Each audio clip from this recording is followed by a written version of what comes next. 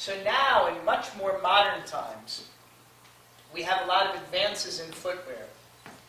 Adidas created a sneaker, some of you may have heard of, called the Adidas One. Not very popular. They built a microchip into the sneaker so that it could recalibrate the shoe at every step that you took to create the perfect run for their runners. Unfortunately, a lot of people didn't like this. Every serious athlete or runner said this is not necessary, and nobody really bought this shoe. It was not very successful. It was also a very expensive sneaker, so it did not last. Then there's the MBT. Some of you may have seen this. This is the Masai barefoot technology. The MBT shoes were very popular for a while, and then they were copied by other companies like Skechers and Reebok. The MBT has a rounded bottom, and it causes a little instability for you when you walk. It challenges you to use the muscles in your foot. I'll talk about this in a minute because it's a very interesting type of footwear. Then there was the Z-Coil, designed for people with pain in the heels. There's a coil built into the heel, so it's shock absorbing. It's a great idea for heel pain and also for Achilles tendonitis. However, most people didn't like the design. They stayed away from it. They thought it was very unattractive, and they just didn't buy it, and it wasn't successful. So the MBT is actually designed by the Swiss, and it's based upon the barefoot gait patterns of the primitive Maasai people from East Africa. They studied the way that they run, and they built a shoe to mimic that, so that you walk the way that they would run. It's very therapeutic. They say it's like a gym on your feet, but it's certainly not a substitute for working out and going to the gym. And that's the problem that Reebok ran into, as well as Skechers. They promised you can wear this shoe, which is just like the MBT, a much cheaper version, about a third of the price, and you won't have to work out at the gym. What it does is it challenges your foot. If you see on the model here, there are intrinsic muscles that start and end in the foot.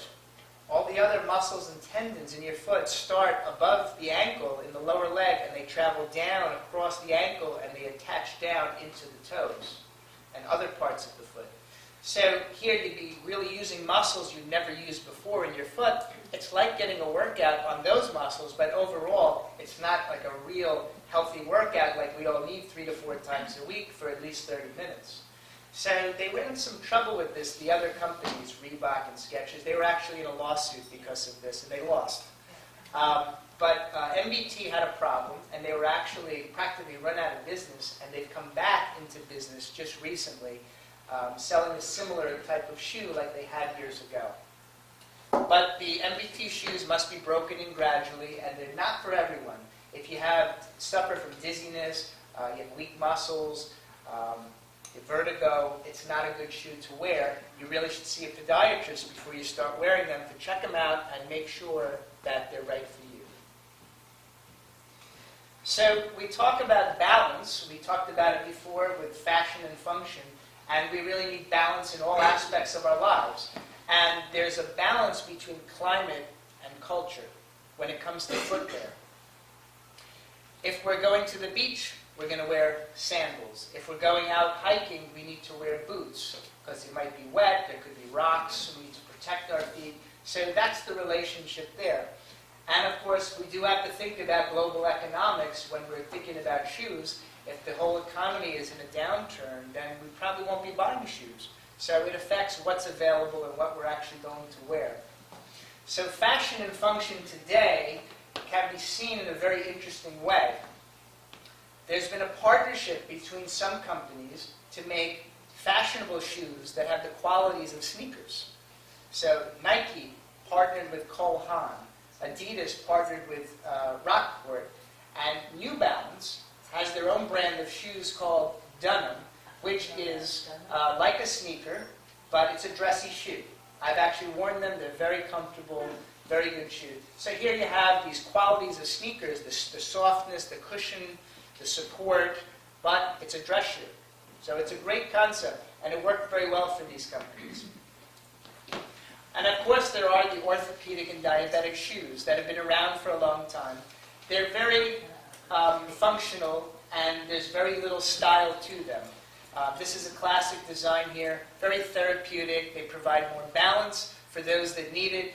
And the diabetic shoes have special linings built into them, special materials called plastizote that lines the shoe and is very supportive so that there's no impact on the skin of the foot for a diabetic.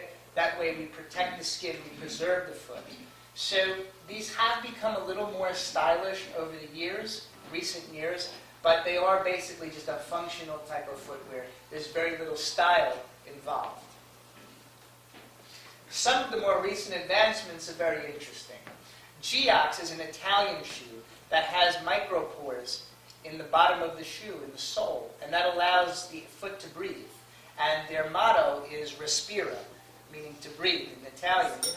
And what this does is it prevents some of the very common foot problems that we see in the office every day, such as nail fungus, warts, and athlete's foot.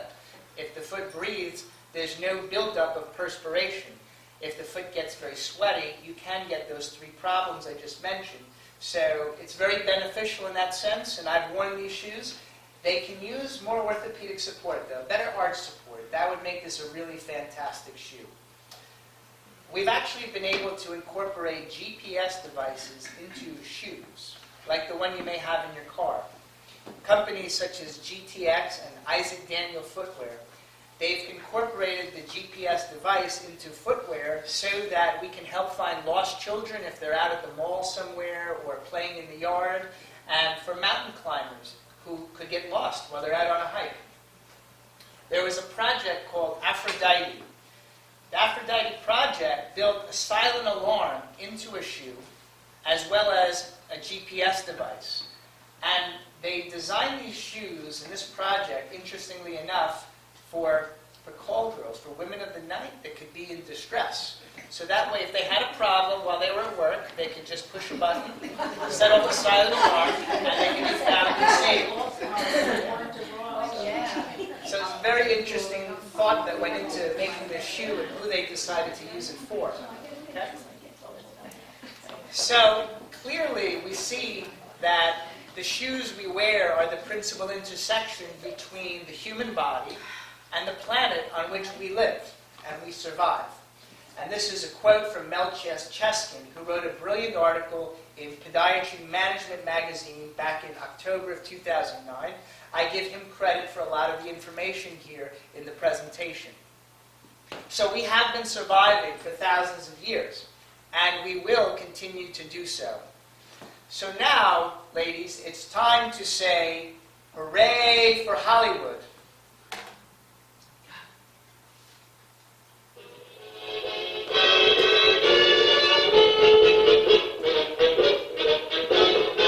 Hooray for Hollywood. That's good, everybody,